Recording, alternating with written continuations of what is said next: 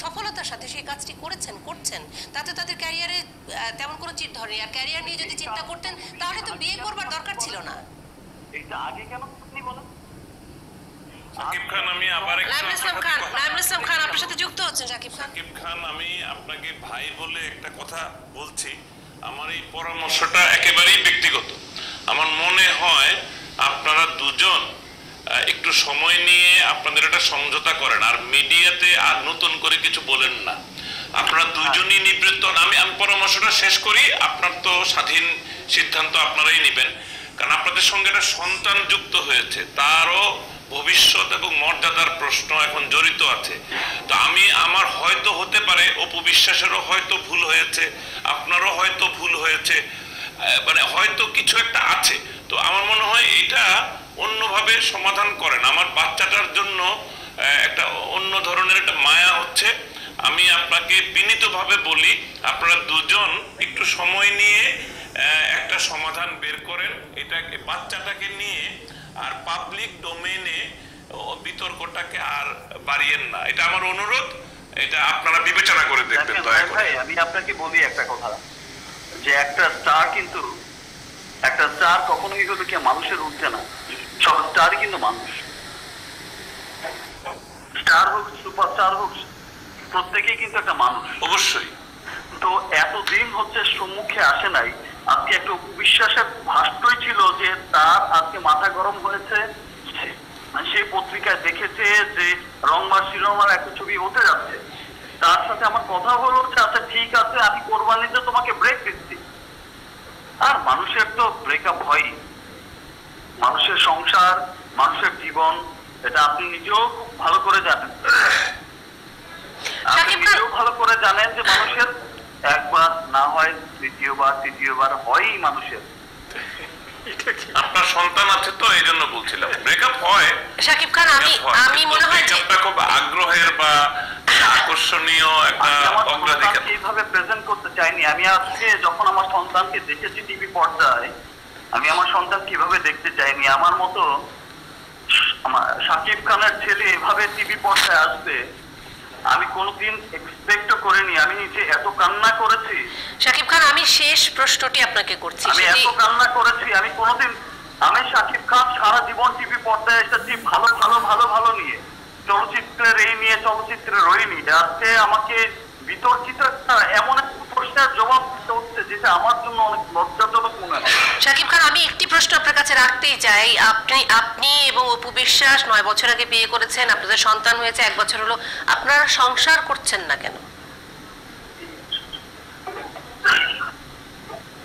এত 9 বছরে ফ্ল্যাশ করলো না, আজকে এখন এসে ফ্ল্যাশ করলো একটা রংবাজ সিনেমা নিয়ে। এই প্রশ্নটা আপনি অপু বিশ্বাসকেই করেন প্লিজ। আপনারা একসাথে সংসার করছেন না কেন? সংসার তো নিশ্চয়ই করার আগ্রহেই মানুষ বিয়ে করে না। আপনি প্রশ্নটা অপু বিশ্বাসকেই করেন। আপনি আছেন আমাদের সাথে, আমি অপু বিশ্বাসকে এই প্রশ্নটি করছি। কি করেছি কি সাকিব খান, আমি এই প্রশ্ন জানেন যে আমি তার জন্য কি করেছি আর কি করিনি। সাকিব খান, আপনি আছেন আমাদের সঙ্গে, অপু বিশ্বাসও আছেন আমাদের সাথে। আমি জিজ্ঞেস করছি, আপনার হয়ে প্রশ্ন করছি। অপু বিশ্বাস, আপনারা একসাথে সংসার করছেন না কেন? 9 বছর হলো বিয়ে হয়েছে আপনাদের। অপু বিশ্বাস শুনতে পাচ্ছেন নিশ্চয়ই।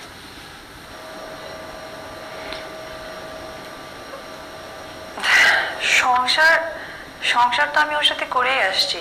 বাচ্চাটা যখন 1 বছর আগে আমি ওকে নিয়ে বাইরে গেলাম, তখন তো আমি সংসারই করেছি। আমি শুটিং শেষ করে প্রত্যেক রাতে গিয়ে ওই বাসায় রান্না করতাম, আমি ঘর দোর গোছাতাম, পরিষ্কার করতাম। আমার শাশুড়ি একবার হজে গেছে 1.5 মাসের মতো, সেই 1.5 মাসে আমি নিজে ওই বাসাটাকে ট্যাকেল করেছি। আমি সকালে উঠে সমস্ত রান্না করে ঘর দুয়ার পরিষ্কার করে আমি তারপরে শুটিং এ যেতাম। শুটিং থেকে এসে আমি আবার সমস্ত কিছু পরিষ্কার করতাম।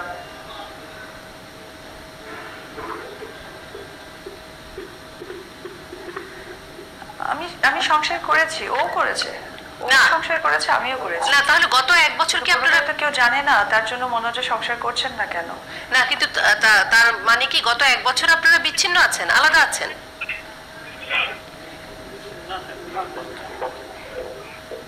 হ্যাঁ, বাচ্চাটার জন্য।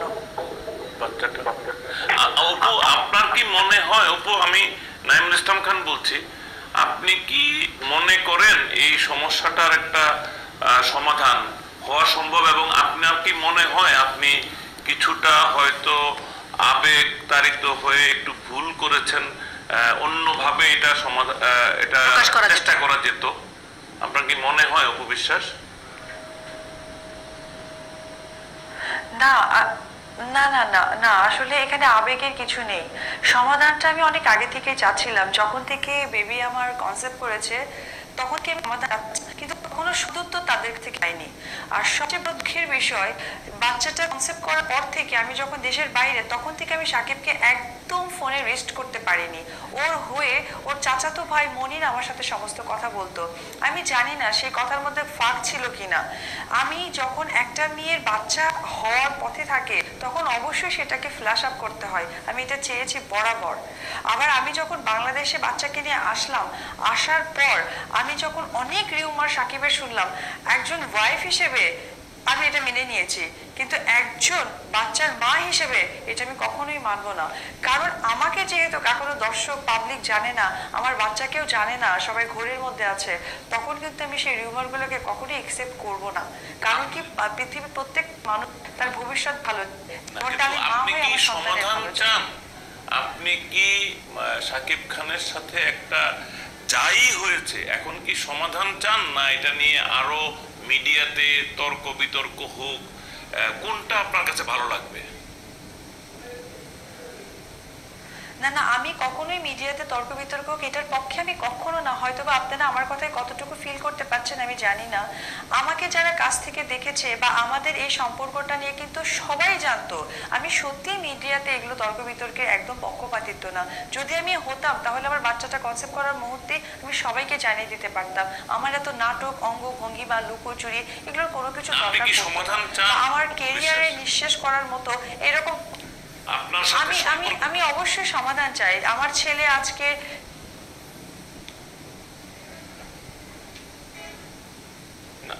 আপনি সমাধান চাইলে এই পর্যায় থেকে এখন মনে করেন যে সামনে আর মিডিয়াতে কথা না বলে একটু সময় দিয়ে একটু ধীরে ধীরে, আপনাদের মধ্যে নিশ্চয়ই কোনো বন্ধু আছে, তাদের সাহায্য নিয়ে বাচ্চাটার স্বার্থে একটা সমাধানের দিকে যাবেন কি না, আমার সেটাই জানতে ইচ্ছা করে আপনার কাছ থেকে।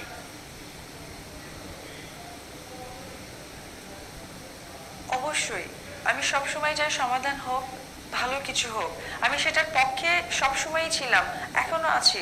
যার কারণে আমি 9টা বছর কম সময় না, আমাকে দেখে আমার অনেক কাছের কলিগরা অবাক হয়ে যায় যে তোমার ধৈর্যটা এতটা কেন।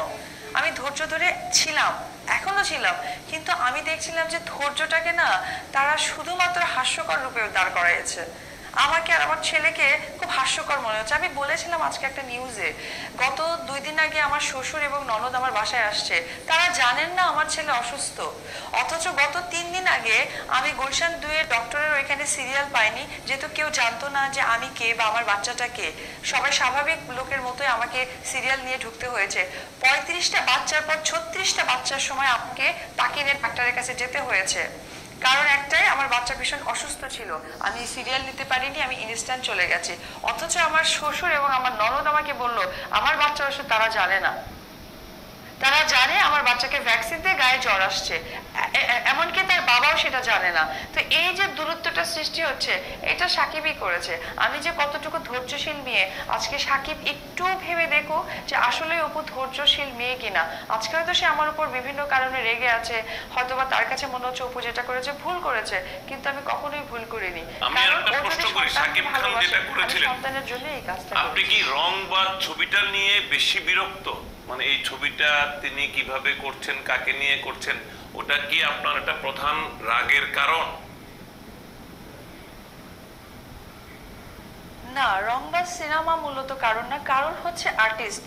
কারণ ওই ছবিতে যে নায়িকাটা কাজ করেছে তার সাথে গত 1-1.5 সপ্তাহ আগে আমার একটা কথার কাটাকাটি হয়েছে। সেইখানে সেই মেয়েটা যে মানে প্রকাশ পেয়েছে মিডিয়াতে আমার 2টো ছবি দিয়ে, যে 2টো ছবিতে আমি হিরোইন ছিলাম, আমার বেবি কনসেপ্টের কারণে আমি যখন আড়ালে যাই তখন ওই 2টো ছবিতে সেই হিরোইন করার পর আমি যতটুকু খবর পেয়েছি সাকিবের সাথে তার একটা ভালো বন্ধুত্ব সম্পর্ক তৈরি হয়েছে, খুব ভালো কথা, তাতে আমার কোনো আপত্তি নাই। বাট কিছুদিন আগে তার ফেসবুক পেজে একটা ক্যাপশন দিয়েছিল ফ্যামিলি টাইম, সেটা নিয়ে যখন আমি সাকিবের ভাইয়ের সাথে কথা বলি তখন সে আমাকে বলল যে সাকিব দেখি সেই মেয়ের সাথে কথা বলে না। তাই আমি বললাম যে এই ক্যাপশনটা দিয়েছে, এটা উঠিয়ে নিতে বলো। তখন সাকিব বলেছে যে মেয়ের সাথে আমি কথা বলে সেই ক্যাপশনটা কি করে উঠাবো। এরপরে আমি সকালে তার সাথে একটু মিশ্র কথা বলি, আমার কথাটার মধ্যে আসলে আমি একটু উচ্চ বাক্যেও কথা বলেছি এবং কয়েকটা খারাপভাবেও তাকে মিসবিহেভ করেছি সেই মেয়েটাকে। এরপরে ওই মেয়েটা বেশ কিছু পত্রিকাতে বলেছে যে আমি তার বড় বোনের মতো, যদি আমি তার কাছে ক্ষমা চাই তাহলে সে আবার আগের সম্পর্কে যেতে পারে। তারপরে অপু কি সাকিব খানের কেউ হয় যে অপু এইভাবে কথা বলবে, সাকিবের সমস্যা না থাকলে তার তো সমস্যা কোথায়। এইসব ছোট্ট ছোট্ট কিছু ল্যাঙ্গুয়েজ পেপার কাটিং গুলো আমার কাছে আমি রেখে দিয়েছি। এগুলো দেখার পর আমি তখন সাকিবের কে প্রপোজ পাঠাই যে ওই মেয়েটা যে আমাকে নিয়ে এগুলো কথা বললো, তুমি তো জানো আমি কে, তো ও এই ধরনের কথা বলার সাহস পেলো কি করে, তুমি ওর সাথে কাজ করতে পারবে না আপাতত। একটা ছবি তুমি অন্য যে কোনো নায়কের সাথে করো, নায়িকার সাথে করো, আমার কোনো আপত্তি নাই। ইভেন আমি নুসরাত ফারিয়ার সাথে আমার একটা জায়গায় দেখা হয়েছিল, আমি তাকে বলেছিলাম আপু তুমি কাজ করো। আমি তানজিল তিশা একটা মেয়েকে আমি নিজে থেকে ফোন করে বলেছি তুমি করো। সাকিব যে বললো অপুকে নেওয়া হয়নি দেখে অপু রেগে গেছে, আমাকে নেওয়ার যদি রাগ করে থাকে তাহলে আমি তানজিল তিশা এবং নুসরাত ফারিয়া তার সাথে কিন্তু আমি নিজে থেকে একটা বউ হয়ে বা একটা হিরোইন হয়ে কিন্তু আমি কখনোই কথা বলতাম না। বাট ওই মেয়েটা আমাকে যেভাবে কথা বলেছে আমি এটা স্বাভাবিকভাবে আমি বলতেই পারি আমার পরিবারের কাছে যে সে যে কথাগুলো বলেছে আমাকে ভালো লাগেনি। আমি একটু অপু বিশ্বাস আমি একটু সাকিব খানের মতামতটি নিতে চাই এই ব্যাপারে। অপু বিশ্বাস, সাকিব খান যেহেতু আছেন আমাদের সাথে, সাকিব খান আশা করছি আপনি শুনতে পাচ্ছেন আমাদের এই কথোপকথন। আমি শুধু একটি বিষয়ই জানতে চাই, যেটি বারবার অপু বলছেন যে তিনি বাচ্চা মানে হওয়ার যে প্রক্রিয়া, সেই প্রক্রিয়া শুরু হওয়ার পর থেকেই আপনাকে আর কোনোভাবেই কাছে পাচ্ছেন না, বাচ্চা হওয়ার সময়ও তিনি আপনাকে কাছে পাননি। তো হঠাৎ করে এই দূরত্ব কেন? বোঝাই যাচ্ছে আপনারা আলাদা থাকছেন, আপনারা একসাথে সংসার করতেন, আপনাদের দাম্পত্য জীবন আছে, আপনারা স্বামী স্ত্রী, আপনারা এই 1 বছর ধরে মানে আপনার সন্তান আসার পর থেকে এই বিচ্ছিন্নতা কেন? তার মানে তো আপনারা একসাথে সংসার করছেন না। সাকিব খান,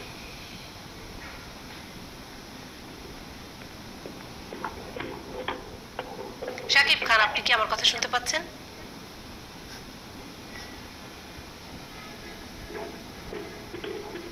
সাকিব খান আপনি কি আমার কথা শুনতে পাচ্ছেন?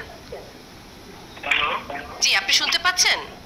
জি জি জি সুন্দর। জি, অপু যেটি বলছেন যে আপনারা একসাথে সংসার করেছেন, ঘর করেছেন এবং আপনার পরিবারকে উনি শ্বশুরবাড়ি বলছেন, আপনার মাকে উনি শাশুড়ি বলছেন, আপনারা একসাথে দাম্পত্য জীবন ছিল আপনাদের। কিন্তু গত 1 বছর যখন থেকে এই সন্তান আসবার প্রক্রিয়া শুরু হয় তখন থেকে তিনি আপনাকে আর পাচ্ছেন না, সন্তান হওয়ার সময় আপনি ছিলেন না এবং বাংলাদেশে আসার পরও আপনি কোনোভাবেই অপুকে সময় দিচ্ছেন না এবং বোঝা যাচ্ছে আপনারা আলাদা থাকছেন, এক বাড়িতে থাকছেন না, আপনাদের দাম্পত্য জীবন নেই এই মুহূর্তে অন্তত 1 বছর। সেটির কারণ কি? মিথ্যাচারের আমি ঘোর বিরোধিতা করলাম। মিথ্যাচারের আমি ঘোর বিরোধিতা করলাম। মানুষের মিথ্যা কথা বলার একটা লিমিট থাকা উচিত। মানুষের মিথ্যাচারের একটা লিমিট থাকা উচিত।